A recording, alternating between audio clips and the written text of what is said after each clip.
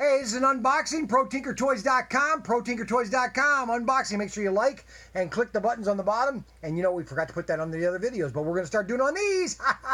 Hey, this is Brian Young, unboxing of the Spider Robogear. This is one of 10 different miniatures that are available. This is 6010, which is the Spider, which is my favorite. It's really cool. It's got little spider legs and everything, kind of crawls.